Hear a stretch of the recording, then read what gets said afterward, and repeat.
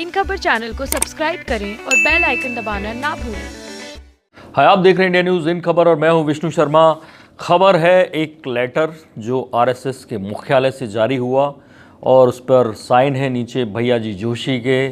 भैया जी जोशी आरएसएस में नंबर 2 माने जाते हैं, सर कार्यवाह हैं और ऐसे में जो भागवत जी के बाद दूसरे नंबर पे आते हैं, तो ऐसे में वो जो लेटर है वो वायरल हो रहा है सोशल मीडिया पे। वो लेटर लिखा गया है भाजपा के संगठन महामंत्री रामलाल जी को और उसमें जो बातें लिखी गई हैं वो बातें काफ़ी चौंकाने वाली हैं। सोशल मीडिया पर वो इतनी तेज़ी से वायरल हुआ और उसकी वजह भी थी क्योंकि उसका विषय जो था आप अपनी स्क्रीन पर पढ़ सकते हैं कि उस विषय में लिखा गया था कि लखनऊ, कर्नाटक, तमिलनाडु और मध्य प्रदेश में आयकर विभाग के छापों के संदर्भ में एवं एमआईएम जैसी पार्टी को अत्यधिक कैश देने संबंधी। उसमें लिखा है, प्रिय रामलाल जी, विदित हो कि हाल में ही कुछ केंद्रीय एजेंसियों ने विपक्षी पार्टियों के बड़े नेताओं और कारोबारियों के घरों एवं व्यापारिक प्रतिष्ठानों पर छापे की कार्रवाई की है।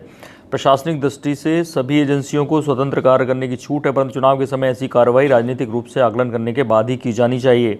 उपरोक्त सभी कार्रवाइयों में बीजेपी की भूमिका संदेहास्पद प्रतीत हो रही है। वहीं केंद्रीय एजेंसियों पर सरकार का हस्तक्षेप व दबाव स्पष्ट दिखाई दे रहा है। संघ एवं बीजेपी का लक्ष्य देश में पुनः बीजेपी सरकार बनाने का है, परंतु इस तरह की कार्रवाई किए जाने से जनता के सम्मुख गलत संदेश जा रहा है। यह भी देखने में आया कि कई स्थानों पर इस कार्रवाई के चपेटे में बीजेपी एवं संघ को सहयोग व सहानुभूति रखने वाले लोग भी आए हैं। इससे भी चुनाव के समय बड़ी बाधा उत्पन्न हो रही है। जांच एजेंसियों एवं चुनिंदा मीडिया घरानों पर सरकार की अति निर्भरता का संदेश भी आम जनमानस के बीच हमारी छवि को धूमिल कर रहा है, जिसका खामियाजा चुनाव में भुगतना पड़ सकता है। हमें आरएसएस और अन्य स्वतंत्र संस्थाओं के सर्वे को भी ध्यान में रखना चाहिए, जिसमें आगामी चुनाव में बीजेपी को बहुमत से काफ़ी दूर बताया जा रहा है। चुनाव के पूर्व हम इस तरह की कार्रवाई को बढ़ावा देंगे तो आने वाले समय में बीजेपी एवं संघ दोनों को विपरीत परिस्थितियों का सामना करना पड़ सकता है।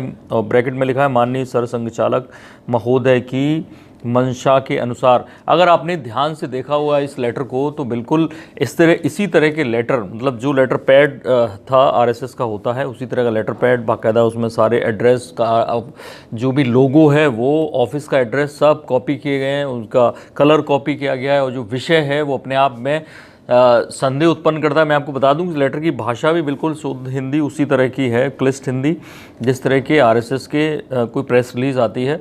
और अगर आप ध्यान से विषय को देखें तो उसमें लिखा है कि एमआईएम को अत्यधिक धन संबंधी कैश देने के संबंध में बेसिकली वो ये बात कहना चाह रहे हैं, जो भी जिसने भी लेटर जारी किया, कि तमाम तरह से आरएसएस नाराज़ है बीजेपी से और एमआईएम को कैश दीजिए। वो कहना चाहते हैं कि आरएसएस और जो हालांकि पार्टी का नाम है एआईएमआईएम, जो वैसी की पार्टी है, तो वो कहना चाहते हैं कि आरएसएस का उनसे कनेक्शन है और रेड जो पड़ी है कमलनाथ और बाकी ठिकानों पर उसके खिलाफ ये लेटर है। बीजेपी को चेता रहा है, ढेर सारी बातें की जा रही है और तीसरी बात ये भी कह रहा है लेटर के बीजेपी हार रही है, सर्वे बताते हैं।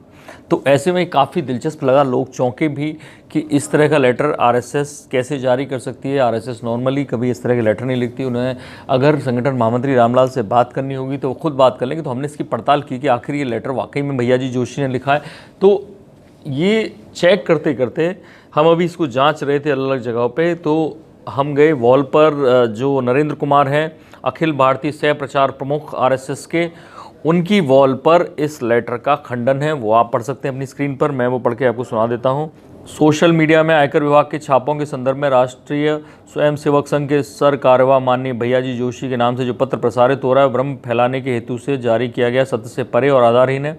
इस प्रकार का कोई भी पत्र संघ की ओर से जारी नहीं किया गया। चुनावों में लाभ लेने के लिए इस प्रकार के फर्जी पोस्ट सोशल मीडिया के माध्यम से प्रसारित करके कुछ असामाजिक तत्व समाज को भ्रमित करने का विफल प्रयास कर रहे हैं। इसकी घोर निंदा करते हैं नरेंद्र कुमार, अखिल भारतीय सह प्रचार प्रमुख।